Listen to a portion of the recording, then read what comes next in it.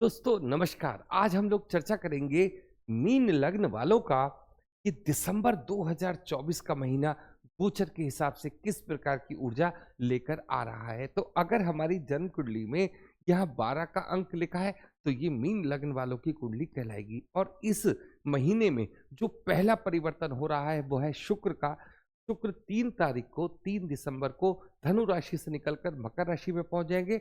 27 तारीख को मकर से निकलकर कुंभ राशि में पहुंच जाएंगे। सूर्य 15 तारीख को मतलब 16 तारीख समझ लीजिए, 15 की रात की बात है, तो 16 तारीख को ये धनु राशि में आ जाएंगे 16 दिसंबर को। और अगर मैं बुध की बात करता हूं तो बुध इस समय वक्री पोजीशन में चल रहे हैं। फिर क्या होगा, ये अस्त हो जाएंगे और 11 तारीख को ये उदय होते हैं।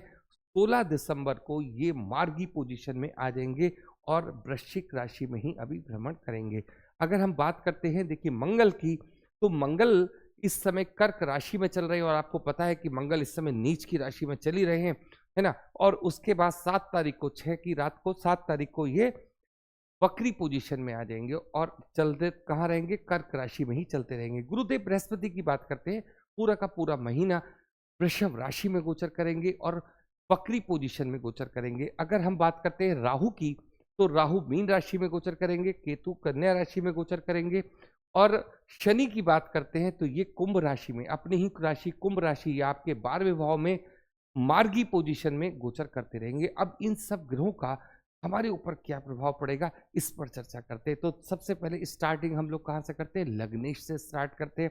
लग्नेश है हमारे गुरुदेव बृहस्पति, बैठे कहाँ पर है, तीसरे हाउस में बैठे हैं और वक्री पोजीशन में बैठे हैं। जब भी कोई ग्रह वक्री पोजीशन में जाता है तो उसके चेष्टा फल बढ़ जाता है, लेकिन गुरु क्या है, एक अच्छे सौम्य ग्रह है, तो यहाँ पर जो चीज देंगे आपको बढ़िया महसूस होगी। तीसरा हाउस हमारा किस चीज का होता है, हमारा आज जैसे हमें घूमने कहीं जाना है, या हम लोग बहुत टाइम से ये सोच रहे हैं कि कोई हमारा वीजा नहीं लग रहा, या विदेश यात्राओं के लिए, तो ये सारे योग इस समय आपके इस महीने में बने हुए हैं। अगर आप इस समय अपना पासपोर्ट ट्राई करते हैं या वीजा ट्राई करते हैं तो ये आपके लिए समय उपयुक्त होगा। तीसरे हाउस से जब गुरु का संबंध बनता है तो व्यक्ति को बहुत कम परिश्रम में एक अच्छा समय देखने को मिलता है। मतलब कहने का ये है, तीसरा हाउस पराक्रम का हाउस है और जब यहाँ ऊर्जा हमारे जीवन की आती है, इसका मतलब ये होता है कि हम पूरी तरीके से तैयार होते हैं अपने जीवन में बदलाव करने के लिए और अच्छे से अच्छी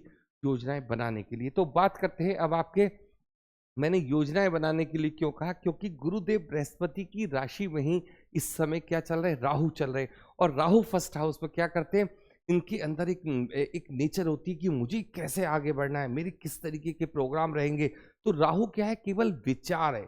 और जब ये अच्छे, जब कोई भी विचार इस समय अगर आपको अच्छा लगता है तो उसके ऊपर काम करना भी आपको शुरू करना है।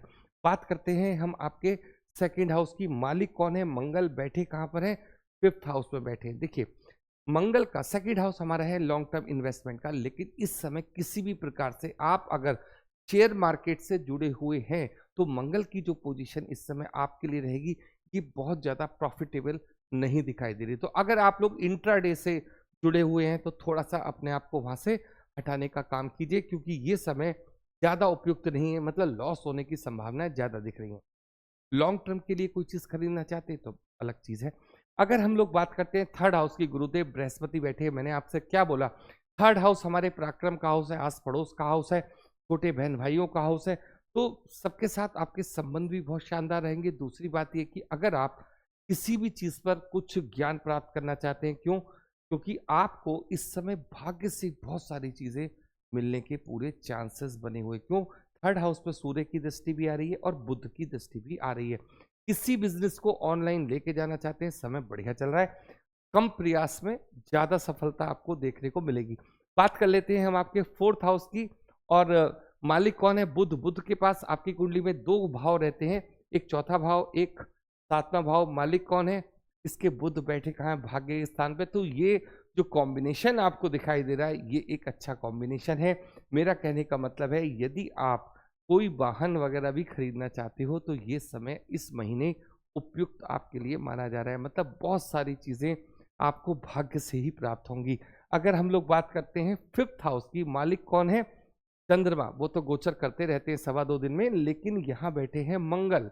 देखिए, फिफ्थ हाउस हमारे बच्चों का भी हाउस होता है।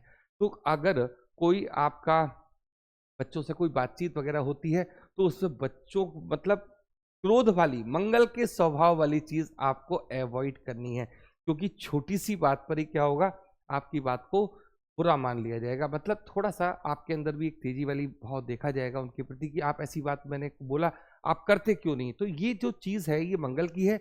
लेकिन यहाँ पर इस समय स्वयं मंगल ही किस पोजीशन में चल रहे हैं, थोड़ा मतलब जैसे कहते हैं ना, नीच की पोजीशन में, इसमें खुद में उसमें कम ग्रह, फिर उसके बाद ये हो रहे हैं वक्री। तो जब भी कोई क्रूर ग्रह वक्री होता है तो उसकी क्रूरता बढ़ जाती है। देखिए, जब ये गुरु वक्री हो रहे हैं तो ये सौम्य ग्रह, मैंने आपसे बोला, लेकिन इनके लिए जब कहता हूं तो इसके अंदर क्या है कि खुद को जो क्रोध आप करोगे, खुद को भी वो आपको नुकसान ही देगा। तो इस वजह से थोड़ा सा अपने व्यवहार को थोड़ा हल्का बनाइए और मूड को अच्छा रखने की कोशिश कीजिए। मंगल अपना असर करेंगे, मैं आपसे ये बात नहीं कहता, लेकिन गुस्से का एक चीज होती है कि जब आता है तो 1 मिनट को भी अगर हम रुक जाते हैं तो फिर हमारा वो गुस्सा जो है एकदम निकलता नहीं बाहर, फिर वो दूसरी डायरेक्शन ले लेता है। अगर हम लोग बात करते हैं आपके 6 हाउस की, मालिक कौन है? सूर्य, और बैठे कहाँ है? 10th हाउस में, 9th हाउस में बैठे हैं। तो देखिए, सबसे बड़ी बात, जिन मीन लग्न वालों की अभी जॉब नहीं लगी है, आपको ये चीज समझनी है कि ये महीना 15 तारीख तक और फिर उसके बाद 30 तारीख तक ये आपके जॉब का अनुकूल महीना है। मतलब दिसंबर का पूरा महीना आपके लिए जॉब कहीं ना कहीं से, जो जैसी जिस फील्ड में भी आप लोग हो, वो करा के क्रिएट करके देगा। ये चीज आपको समझनी है कि एक अच्छा समय है और इसका आपको उपयोग भी करना चाहिए। बात करता हूं मैं आपसे 7th हाउस के, आपके स्पाउस वाले भाव की, जिसमें गुरुदेव बृहस्पति की जो दृष्टि है वो पड़ती है। तो ये एक जो समय है बहुत दिन के बाद किस तरीके का बन रहा है, एक अच्छे मूड वाला समय बन रहा है। किस साइड में बन रहा है? 7th हाउस, मतलब स्पाउस के साथ हमारे जो संबंध हैं वो इस महीने आपको अच्छे देखने को मिलेंगे। अगर मैं आपसे बात करता हूँ आपके 8th हाउस की, मालिक कौन है? शुक्र, जो अभी 2 दिन के लिए हमें अपने 10th हाउस में दिखाई दे रहे हैं, उसके बाद कहाँ चले जाएंगे? Fulfilment of desire. मतलब कुल मिलाकर शुक्र का ये जो प्लेसमेंट है ये आपको एक बेहतरीन प्लेसमेंट देखेगा। लेकिन मंगल की एक क्रूर दृष्टि भी शुक्र पर पड़ रही है, इस चीज को भी आप समझिए।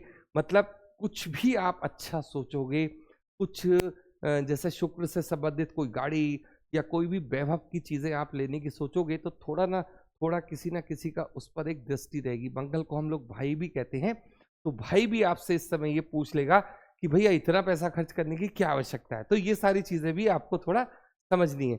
अगर हम लोग बात करते हैं आपके 9th हाउस की, बैठे कौन है? सूर्य और बुध। सूर्य कहाँ से आए हैं? आपके 6th हाउस से आए हैं, और बुध मालिक है हमारे 4th हाउस के और 7th हाउस के। तो ये कॉम्बिनेशन भाग्य के स्थान पर एक अच्छा कॉम्बिनेशन दिखाई दे रहा है।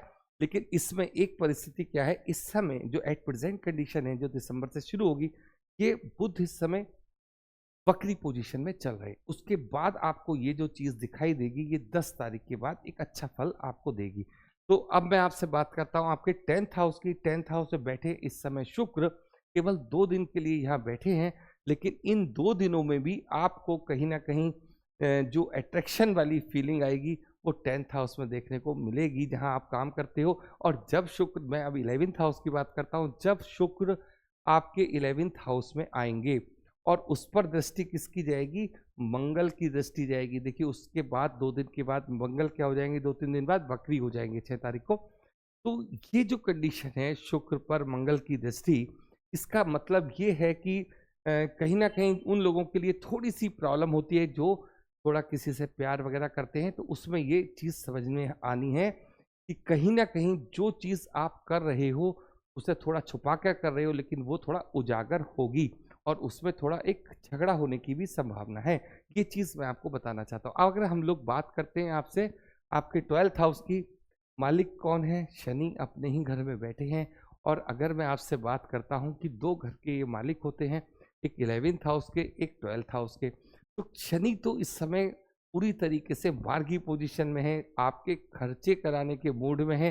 तो एक ही चीज लगातार जो आप पिछले कई महीनों से देखते चले आ रहे हैं, मैं आपसे कहूंगा कि इस समय जितना पैसा खर्च कमा रहे हैं वो खर्चे में जा रहा है। तो अभी थोड़ा सा समय आपको खर्चों पर कंट्रोल नहीं कर सकते। क्यों नहीं कर सकते? खर्चे हमारे अच्छे स्थानों पर ही हो रहे हैं।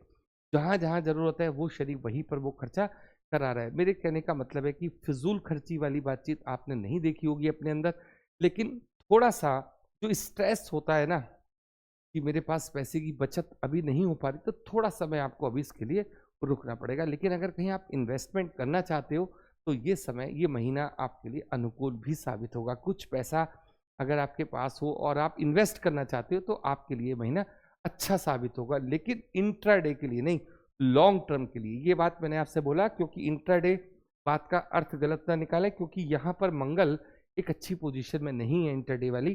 तो इसलिए मैंने आपसे बोला अगर लॉन्ग टर्म में कोई आपको चीज़ खरीदनी है, कोई शेयर खरीदना है या कोई प्रॉपर्टी खरीदनी है, बढ़िया चीज़ रहेगी आपके लिए।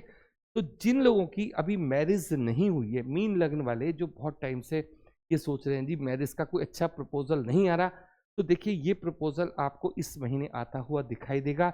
जॉब के लिए मैंने आपको बोल दिया कि जॉब के लिए आपके लिए पूरा महीना पॉजिटिव साबित होगा। तो आज के लिए इतना ही। आप लोगों ने इतना मेरे साथ समय दिया उसके लिए बहुत बहुत धन्यवाद। Thank you.